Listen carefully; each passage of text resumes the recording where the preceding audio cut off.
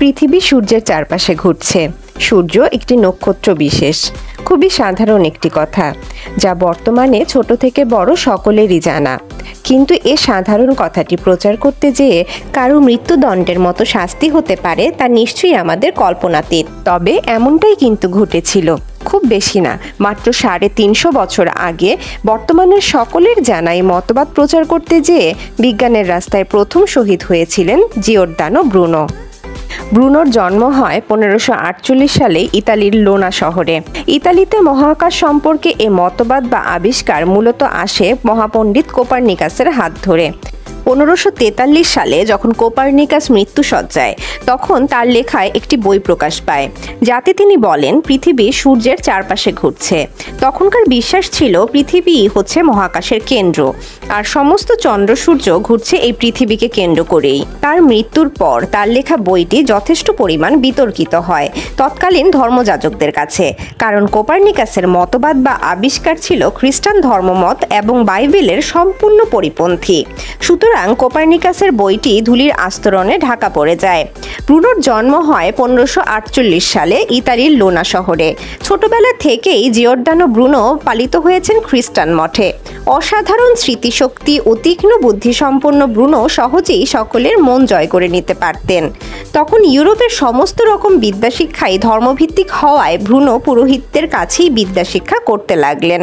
চিরকৌতূহলী Bruno একদিন লাইব্রেরিতে ধুলোর আস্তরণে ঢাকা বহুদিন অব্যবহৃত একটি চামড়ার বাঁধানো বই খুঁজে পেলেন। এ সেই কোপার্নিকাসের মহাগ্রন্থ। বহু বছর ধরে যেন এই গ্রন্থ ব্রুনোর অপেক্ষা করছিল নিজের আত্মপ্রকাশের জন্য। বইটি সে সময় চার্চ থেকে নিষিদ্ধ হওয়ায় ব্রুনো নিজের ঘরে দরজা বন্ধ করে গোপনে বইটি পড়তে লাগলেন। বেপরোয়া, দুর্দান্ত, অকুতোভয় ব্রুনো পড়া শেষ করে বাইরে এসে আকাশের দিকে তাকালেন। এখন আকাশের চেহারা তার কাছে অন্য রূপে উদ্ভাসিত হয়ে উঠল। এ এক অদ্ভুত অভিজ্ঞতা।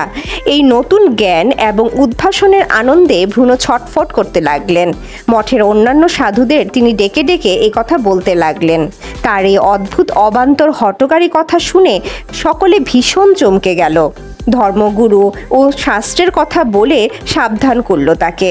আসলে সেই সময় কোপার্নিকাসের এই মতবাদ প্রচার করা কতখানি বিপজ্জনক ছিল তা এখন অনুমান করাও কষ্টকর। কিন্তু এসব সাবধানবাণীতে ব্রুনোর উৎসাহ নিবৃত হলো না। ধর্মগ্রন্থে যা লেখা আছে সেটাকে অভ্রান্ত সত্য বলে মেনে নেবার লোক ছিলেন না তিনি। বিশ্বাস এবং যুক্তি আলাদা জিনিস তিনি জানতেন। এখানে একটি কথা না বললেই নয়। এখন যে ঘটনা বলছি তা 1500 থেকে 1600 সালের ঘটনা, যখন খ্রিস্টান সমাজে মহাকাশ বিজ্ঞান সম্পর্কে বহু কুসংস্কার প্রচলিত ছিল, যা বর্তমান বিজ্ঞানের দৃষ্টিতে ভিত্তিহীন। অথচ মুসলিম ধর্মগ্রন্থ কোরআন নাজিল হয় 610 সালে, যেখানে বহু সূরাতে, যেমন সূরা জারিয়াতের 7 নম্বর আয়াত, সূরা ইয়াসিনের 38 এবং 39 নম্বর আয়াত ইত্যাদি জায়গায় মহাকাশ সম্পর্কে, চন্দ্র সূর্যের অবস্থান সম্পর্কে তথ্য দেয়া আছে, যা বর্তমানের বিজ্ঞান দিয়ে সুপ্রতিষ্ঠিত। যাই হোক, এখন মূল প্রসঙ্গে ফিরি। শেষ পর্যন্ত ব্রুনোর ধৃষ্টতার কথা পৌঁছে গেল ধর্মযাজকদের কানে। ব্রুনোর বিরুদ্ধে কঠোর শাস্তির ব্যবস্থা অবলম্বন করার চেষ্টা হতে লাগলো। চোখের সামনে বিপদ দেখে ব্রুনো সাধুর ছদ্মবেশে ইতালি থেকে সুইজারল্যান্ড পালিয়ে গেলেন। স্বদেশ থেকে অনিচ্ছা সত্ত্বেও পলায়ন করে যুবক ব্রুনো প্রবল বিশ্বাস এবং দুঃসাহসের সঙ্গে কোপার্নিকাসের মত প্রচার করতে লাগলেন। শুধু সেটুকুই নয়, সেই সঙ্গে তিনি নিজে এমন কথা বলতে লাগলেন যা তখনকার দিনের পক্ষে অবিশ্বাস্য মনে হয়। দূরবীন আবিষ্কৃত হয়নি তখনও। খালি চোখে আকাশের দিকে তাকিয়ে তিনি এমন সব ধারণার কথা ব্যক্ত করলেন যা পরবর্তী যুগে সত্য বলে প্রমাণিত হয়েছে। কোপার্নিকাসের চেয়েও ব্রুনোর চিন্তাশক্তি এবং অভিমত অনেক বিশাল এবং নির্ভুল। বাইবেল মতে পৃথিবী হলো মহাকাশের কেন্দ্র। সূর্য, চন্দ্রের প্রয়োজন শুধু পৃথিবীরই জন্যে।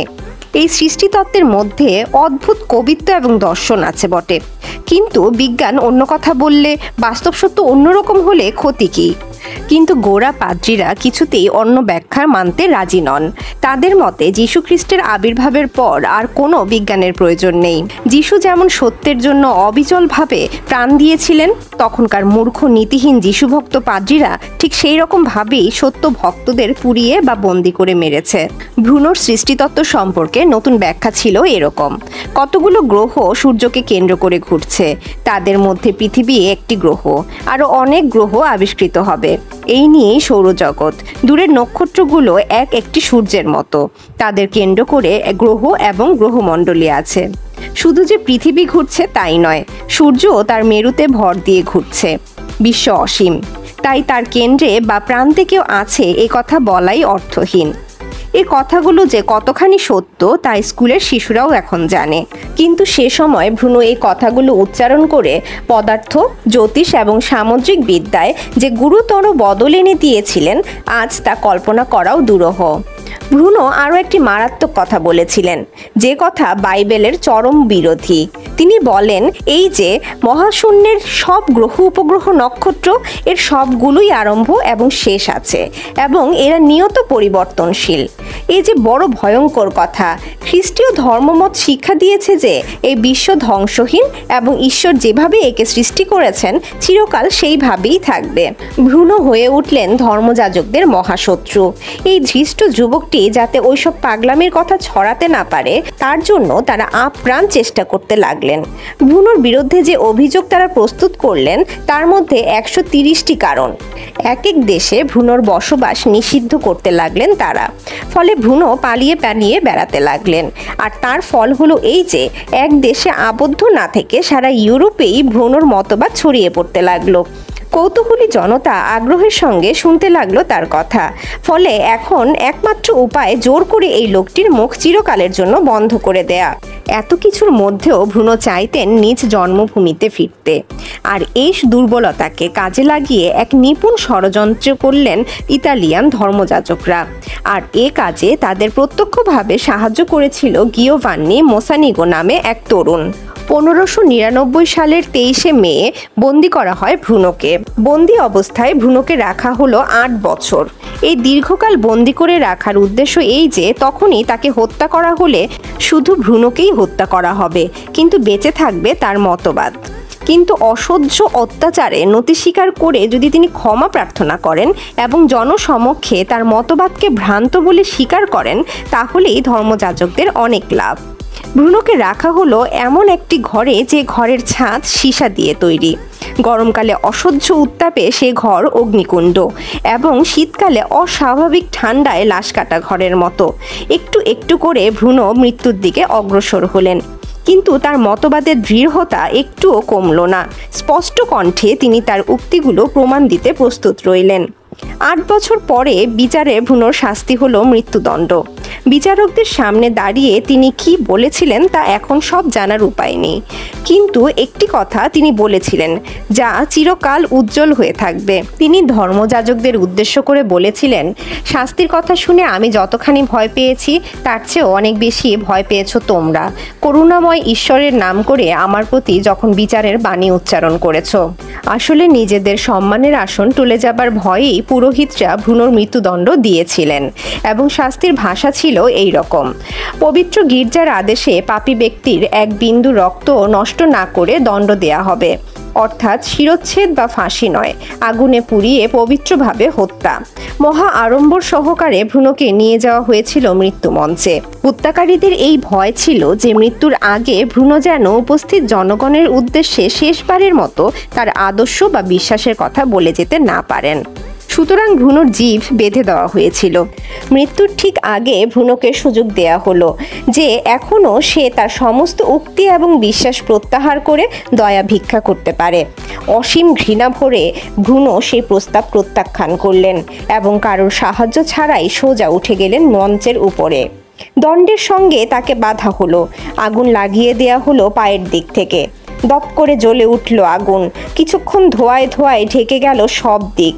একটু পর প্রতীক্ষমান উৎসবলোভী বিপুল জনতা মহাবিস্ময়ে চেয়ে দেখল ভ্রূণর সর্বাঙ্গ মাথার চুল পর্যন্ত জ্বলে উঠেছে, কিন্তু সামান্য একটু যন্ত্রণা বা আর্তির চিহ্ন ছিল না তার মুখে।